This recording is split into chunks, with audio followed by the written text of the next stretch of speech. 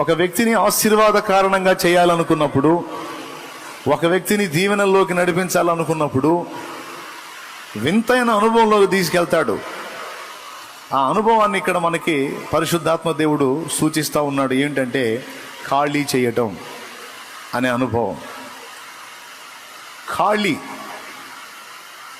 ఖాళీ చేసే పనిని మొదలు పెడతాడు ఫస్ట్ దేవుడు. ఎప్పుడు వాళ్ళ పని నిరాటంకంగా సజావుగా సాగిపోయేది, కానీ ఊహించని విధంగా ఈసారి వాళ్ళ పనికి గొప్ప అడ్డుబండ ఏర్పడింది. ఏం జరిగిందో తెలియదు. బ్రేక్. దేవుని సమయం ఆసన్నమైనప్పుడు, దేవుని చిత్తము నెరవేర్చే కాలం ఆసన్నమైనప్పుడు, దేవుని సంకల్పాల్లోకి ఇక మనల్ని ప్రయాణం చేయించడానికి దేవుడు పూనుకున్నప్పుడు ఖాళీ అనుభవంలోనికి మనల్ని నడిపిస్తాడు, మన జీవితాన్ని నడిపిస్తాడు ఆయన. ఇది గుర్తుపట్టాలి. నువ్వు అంతకుముందు చేసే పనే, నీకు విస్తారంగా డబ్బు సంపాదించిన పని ఒక్కసారిగా ఖాళీ అయిపోయినట్టు అయిపోయింది. నీకు అర్థం కాదు. ఇప్పటి ముప్పటిగా పైసలు వచ్చిన ఇదేందిరా శూన్యంగా మారిపోయింది అనుకుంటావు. నువ్వు మంచి సీనియారిటీ ఉంటుంది, మంచి అనుభవం ఉంటుంది, చాలా చురుగ్గా ఉంటావు, కానీ బ్రేక్. ఏమీ ఉండదు, అంతా ఒట్టి చేతులు అన్నట్టుగా అయిపోయింది.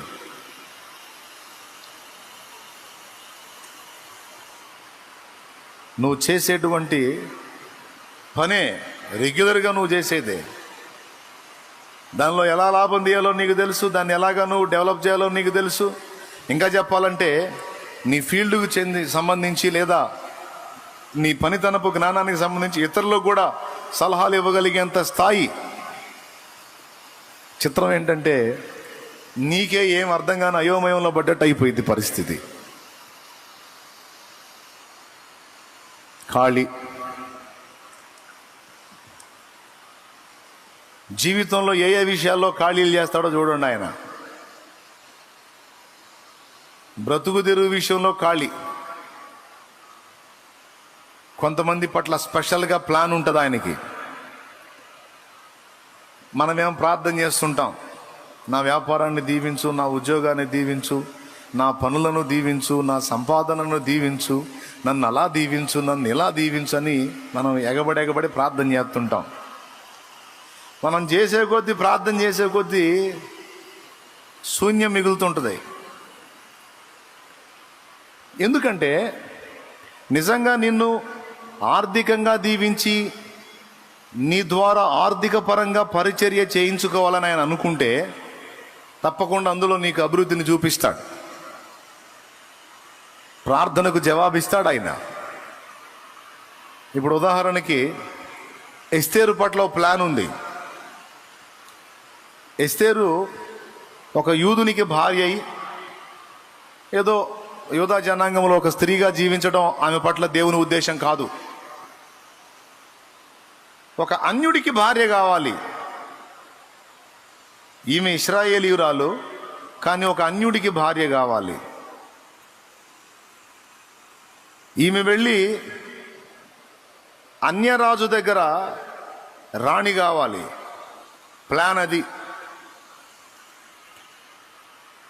తన జనాంగములో నుండి ప్రత్యేకపరిచి తీసుకెళ్ళి అన్యజనుల మధ్యలో పెట్టాడు. ఆ అంతఃపురంలో ఒక యూదుడు ఉండడు, ఒక యూదురాలు ఉండదు. రాజు దగ్గర నుంచి అక్కడున్న దాసదాసి జనాంగం మొత్తం అన్యులే. తన జాతి జనాంగం ఎవరు లేరు అక్కడ. బహుశా ఎస్తేరు అనుకోని ఉండొచ్చు, దేవా నన్ను అక్కడి నుంచి నా జనాంగం మధ్యలో నుండి తీసుకొచ్చి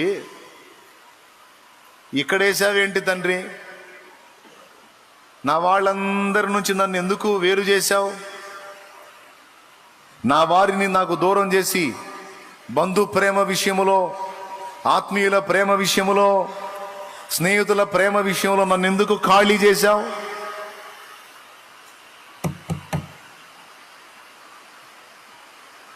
ఎస్తేరు ప్రశ్న. దానికి దేవుని సమాధానం మౌనం. పనుందిలే. కొన్ని సంవత్సరాలు నువ్వు బంధువుల మధ్య ఉన్నావు, బంధు ప్రేమను పొందావు, స్నేహితుల మధ్య ఉన్నావు, స్నేహితుల ప్రేమ పొందావు, ఆత్మీయుల మధ్య ఉన్న వారి అనుబంధాన్ని అనుభవించావు. అయిపోయింది. ఇప్పుడు అక్కడి నుంచి నిన్ను ప్రత్యేకపరిచి, నిన్ను స్పెషల్గా దీవించి, నీ ద్వారా వారందరికీ కలగబోయే ప్రమాదము నుండి వారిని నేను కాపాడాలనుకుంటున్నాను. నువ్వు ఎవరైతే ఆత్మీయులు అన్నావో, ఎవరైతే బంధుజనావాళ్ళు అన్నావో, ఎవరైతే సన్నిహితులు అన్నావో, స్నేహితులు అన్నావో, వాళ్ళందరికీ ఒక పెద్ద ముప్పు రాబోతుంది, ఒక పెద్ద గండం రాబోతుంది. ముకుమ్మడిగా ఒక్కసారి వాళ్ళందరికీ మరణము తటస్థించబోతుంది. గనుక వారందరూ బ్రతుకున్నట్లు వారందరి క్షేమాన్ని కోరి నిన్ను వారి నుండి ఎడం చేసి కొంచెం నీకు దుఃఖాన్ని, బాధని, ఆవేదనని నేను కలిగించాను. తప్పదు నా కుమారి, అన్నీ దొరికే ఆ ప్రదేశంలో ఉండి ఎవరి మైండ్ ఏంటో తెలియదు, ఎవరి బుద్ధులు ఎలా ఉంటాయో తెలియదు, పూర్తిగా కొత్త మనుషులు, కొత్త వాతావరణం, అందులో తీసుకెళ్ళి నిన్ను నేను ఉంచాను. ఎందుకు అంటే నీతో నాకు పనుంది. ఇప్పటిదాకా వారి ప్రేమను పొందావు, ఇప్పుడు నువ్వే వాళ్ళని కాపాడాలి. కాబట్టి నీ ద్వారా నాకున్న ప్రణాళిక ఇది. గనుక నేను నిన్ను ఇలాగ ప్రత్యేకించుకున్నాను. నీ ప్లేస్ ఇక్కడే. నువ్వు రాణివి కావాలి. ఈ ప్రభుత్వంలో రాజు తర్వాత ప్రభుత్వాన్ని చలాయించేటువంటి శక్తి, అధికారం నేను నీకే ఇవ్వాలి. నీ విషయంలో నా ఏర్పాటు అది, నా ప్లాన్ అది, నా ప్రణాళిక అది. చూడండి ఏమేమి ఖాళీ చేస్తాడో. నిన్ను దేవుడు స్పెషల్గా రెడీ చేయాలి అనుకుంటే, నిన్ను దేనికి వాడాలనుకుంటాడో, డబ్బు పరంగా నీ నుండి దేవుడు సేవ చేయించుకోవాలనుకుంటే, ఆర్థిక పరమైన ఆశీర్వాదాన్ని నీకు ఇచ్చి దానిలో నువ్వు అడిగే కొద్దీ నీకు ఇస్తూ ఉంటాడు. నీకు ఎంత కావాలి పైసలు తీసుకో, పొందుకో. ఎందుకంటే నువ్వు సమృద్ధి గలవాడవై, సమృద్ధి గలదానివై, నా బిడ్డల కొరకు, నా పరిశుద్ధుల కొరకు ఇదంతా కూడా నువ్వు వెచ్చించాలి, పరిచర్యలో నువ్వు సహకరించాలి. ఇది నీ పట్ల నాకున్న ప్లాన్. ఒక ప్రభుత్వ ఉద్యోగిగా నువ్వు ప్రయత్నం చేస్తావు అనుకో, నాకు జాబ్ రావాలి, లేదా ఫలానా హోదా రావాలి, ఫలానా మెట్టుకి ఎక్కాలి, నేను ఇది పొందాలి, నేను డాక్టర్ అవ్వాలి, నేను కలెక్టర్ అవ్వాలి, నేను ఫలానా ఆఫీసర్ అవ్వాలి, ఏదో అవ్వాలి. నువ్వు దేవుని ముందు ఉంటావు. ఓకే, ఆ ఫీల్డ్లోనికి నిన్నుంచి, అందులో నుంచి ఆయన తన సేవ చేయించుకోవాలనుకుంటే తప్పకుండా నీ ప్రార్థన వింటాడు, అందులో నువ్వు సక్సెస్ అవుతావు. ఇంకా చెప్పాలంటే ఒక మెట్టు నుంచి మరో మెట్టు నుంచి మరో మెట్టుకి టాప్ 1లోకి వెళ్ళిపోతావు. నువ్వు టాప్ 1లోకి తీసుకెళ్తాడు నిన్ను. నీ దమ్ము నువ్వు ఎంతవరకు వెళ్ళగోరితే అంతవరకు తీసుకెళ్తాడు. నువ్వు ప్రయత్నించాలే కానీ సఫలం చేసుకుంటా పోతాడు. నీ విషయమై ఆ ప్రణాళిక ఉంటే, నిన్ను ఆ ఫీల్డ్లో అలా వాడుకోవాలనుకుంటే, యోసేపును అలా బ్లెస్ చేయాలనుకున్నాడు. యోసేపును అలాగ తీసుకెళ్ళాడు. ఐగుప్తు రాజైన ఫరో దగ్గర ఒక ముఖ్య అధికారిగా చేసి పడేశాడు. ఉద్యోగాల కోసం ప్రార్థన చేయకండి అని మా నయ్య బోల్తే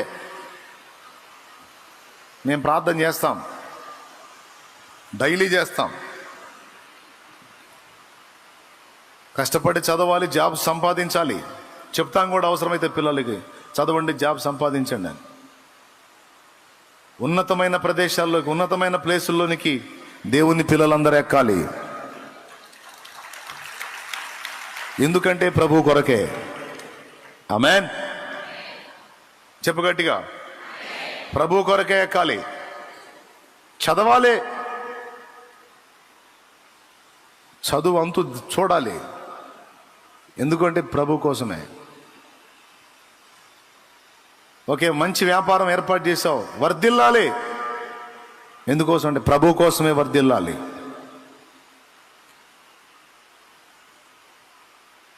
ఒక కంపెనీ స్థాపించావు, వర్ధిల్లాలి. మంచి కంపెనీ అయితే, మంచి సదుద్దేశం, మంచి పని అయితే వర్ధిల్లాలి. దిక్కుమాలిన పనులు చేసే కంపెనీలు కాదు, పరిశుద్ధులకు తగిన కంపెనీలు ఏర్పాటు చేస్తే వర్ధిల్లాలి. ఎందుకంటే నీ కంపెనీలో వందలాది మందికి, వేలాది మందికి జాబ్స్ ఇచ్చి నువ్వు అనేక మందికి ఫుడ్ ఏర్పాటు చేయాలి, నువ్వు పని కల్పించాలి. నువ్వు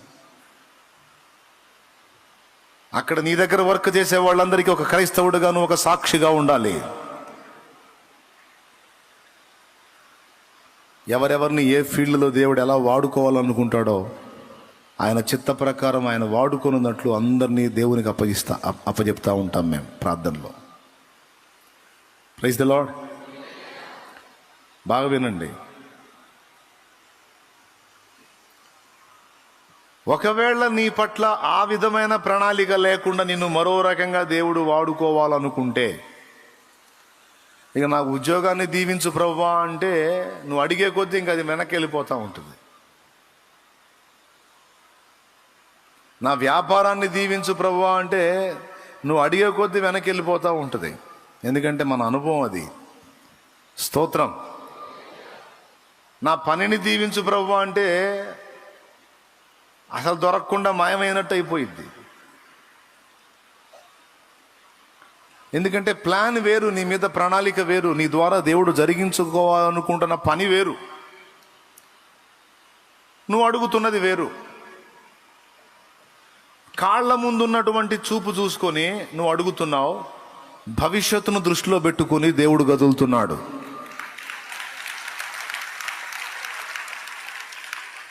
ఈ అడుగు నుంచి నెక్స్ట్ అడుగే నువ్వు చూసుకుంటున్నావు, కానీ సంవత్సరాల తర్వాతి పరిస్థితులను ముందుగానే అంచనా వేసి నిన్ను రెడీ చేసుకుంటున్నాడు దేవుడు. హల్లెలూయా. మనం అనుకుంటాం నా రోజులన్నీ వేస్ట్ అయిపోతున్నాయి, నా టైం అంతా వేస్ట్ అయిపోతుంది, నా జ్ఞానం అంతా వేస్ట్ అయిపోతుంది, నా నాలెడ్జ్ అంతా వేస్ట్ అయిపోతుంది, నా లైఫ్ అంతా వేస్ట్ అయిపోతుంది అని కొంతమందికి ఇన్నర్ ఫీలింగ్. హల్లెలూయా. ఏమి కాదు, ఏమి కాదు.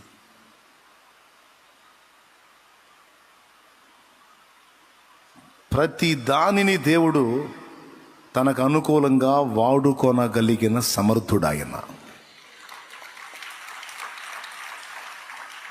నీ గెలుపుని ఆయన అనుకూలంగా వాడుకుంటాడు, నీ ఓటమిని కూడా ఆయన తనకు అనుకూలంగా వాడుకుంటాడు. నీవు సమృద్ధిగా పని చేసిన దాన్ని ఆయన వాడుకుంటాడు, నువ్వు ఖాళీగా ఉన్నదాన్ని కూడా ఆయన తన పని కొరకు, తన కొరకు వాడుకుంటాడు. దేవునికి స్తోత్రం కలుగును గాక, నిరంతరం కలుగును గాక. Amen, amen. అది సమస్తమును తనకు లోబరచుకొన జాలిన శక్తి గలవాడాయన, సమస్తమును తనకు అనుకూలంగా మార్చుకొన గలవాడాయన.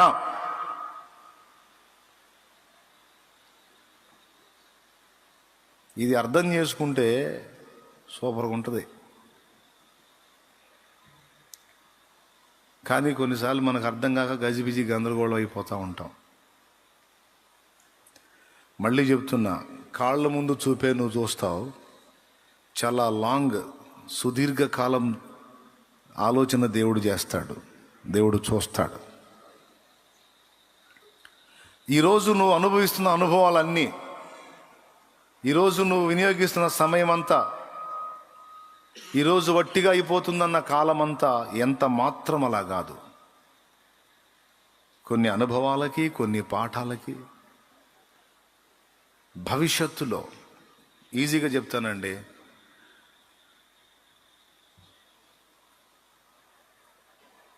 దేవుని సేవలోకి వచ్చారు కొంతమంది తమ్ముళ్ళు. సేవ అందుబాటులోకి రాలా.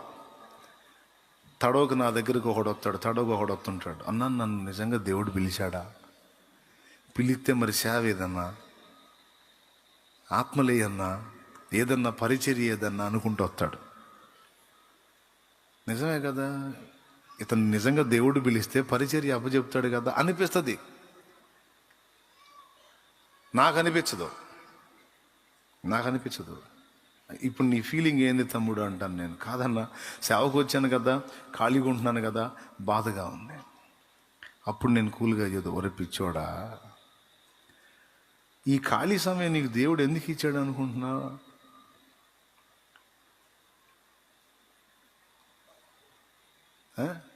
ఏంది దేవుడు నన్ను వాడుకోవట్లేదని కూర్చొని ఆలోచించడానికి కాదు వెర్రోడా.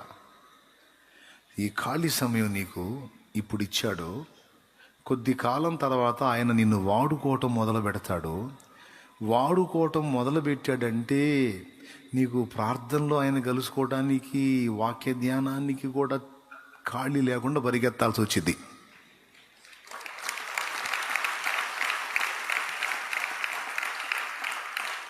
ఇక నువ్వు ఖాళీ ఉండవు. ఈరోజు ఇక్కడ, రేపు ఇంకో చోట, తర్వాత ఇంకో చోట తిరుగుతానే ఉంటావు. ఈ ఖాళీ ఎందుకు ఇచ్చాడంటే ఖాళీ టైముని ఆయనకు సంబంధించిన సరుకంతా నింపుకోవటానికి. శుభ్రంగా తిని కాసేపు నిద్రపోయి కూర్చొని అసలు ఏంది నన్నేంది దేవుడు అసలు ఏం వాడట్లా అనుకోమని కాదు. చదవరా నాయనా, ఇప్పుడు చదువు, తిను ఈ గంట ఏ గంటని పోనీయొద్దు, తినో. రాత్రి పగలు దేవుని వాక్యాన్ని సమృద్ధిగా భుజించమని నీకు ఖాళీ టైం ఇచ్చాడు. రాత్రి పగలు గ్యాప్ లేకుండా ఆయనతో మాట్లాడుకో, ఆయనతో నడు, ఆయనతో వ్యవహరించు, ఆయనను కలుసుకోమని నీకు గ్యాప్ ఇచ్చాడు, ఎంటీ టైం ఇచ్చాడు, ఖాళీ సమయం. తెలివి తక్కువ వాళ్ళు దీన్ని వేస్ట్ చేసుకుంటారు. వివేకవంతులు ఈ గ్యాప్ నాకెందుకు ఇచ్చాడని అర్థం చేసుకుని ఆ గ్యాప్ని దేంతో ఫిల్ చేయాలో అలా ఫిల్ చేసుకుంటారు. సోదరులేమో ఆలోచించుకుంటూ టైం గడిపేస్తారు. మిమ్మల్ని సోదరుడు అన్నాను అనుకోవద్దు. మరిది అంతే కదా, ఆలోచించుకుంటా దిగులు పడుకుంటా కూర్చుంటే ఇంకా అది సోది వ్యవహారమే. కాబట్టి తెలియదు కాబట్టి నేను ఇప్పుడు మిమ్మల్ని సోదరుడు అనలే, ఇప్పుడు చెప్తున్నాను కాబట్టి ఇక జాగ్రత్త పడండి. నిన్ను పిలిచిన దేవుడు పిలిచి మర్చిపోయాడు అనుకోవద్దు. నువ్వు నిన్ను జాబుకి పిలిచిన దేవుడు, తన పనిలో ఒక పనిముట్టుగా నిన్ను పిలిచిన దేవుడు నిన్ను మరిచిపోయాడు అనుకోవద్దు. నువ్వు పిలిచి ఆయన మౌనంగా ఉన్నాడంటే అర్థం ఏంటంటే సిద్ధపడు నాయనా అని. అంటే ఎలా సిద్ధపడాలి దేవా అంటే చదువు నా గ్రంథాన్ని. ఇది నా అనుభవంలో చెప్తున్నా. కొన్ని సంవత్సరాలు నేను దేవుని సేవలోనికి రాక మునుపు, వచ్చిన తర్వాత కొన్ని సంవత్సరాలు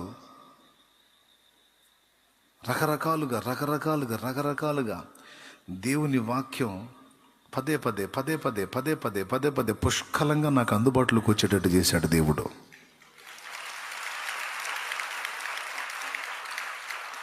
హల్లెలూయా. నాకు అర్థమైంది. ఎందుకంటే రేపటి రోజున నేను ఇక రన్నింగ్లోకి వెళ్ళి దేవుని ప్రకటించడం మొదలుపెట్టి పరిచర్య చేయటం మొదలు పెడితే ఇంత ఖాళీ నాకు రాకపోవచ్చు. కాబట్టి ఇప్పుడు నాకు దేవుడిచ్చిన ఈ అనుకూలమైన టైం అంతటిని వినియోగించుకొని నేను జాగ్రత్తగా సిద్ధపడాలని అనేక పర్యాయాలు దేవుని వాక్యాన్ని చదవటానికి నా మనసు నిలిపాను. అందులో వచ్చేటువంటి రకరకాల డౌట్స్, వాటికి సమాధానాలు ఏంటి, ఎవరన్నా అడిగితే ఏం ఆన్సర్ చేయాలి, ఫలానా డౌట్ ఉంది దానికి జవాబు ఏంటి, ఎవడైనా దాని గురించి క్వశ్చన్ చేస్తే నేనేం ఆన్సర్ చేయాలి. ఆదికాండం నుంచి ప్రకటన గ్రంథం వరకు ఎక్కడెక్కడ ఏమేమి డౌట్స్ ఉన్నాయి, వాటన్నిటికీ ప్రశ్నించిన వాటికి సమాధానం ఏం చెప్పాలి నేను. ఒకవేళ ఒక హిందూ అడిగితే హిందూకి ఎలాగ దేవుని వాక్యాన్ని అందించాలి, ఒక ముస్లిం అడిగితే ముస్లింకి ఎలా వాక్యాన్ని అందించాలి, అసలు వాళ్ళ గ్రంథాల్లో యేసును గూర్చి సువార్త చేయటానికి అనువైనవి ఏవైనా దొరుకుతాయా.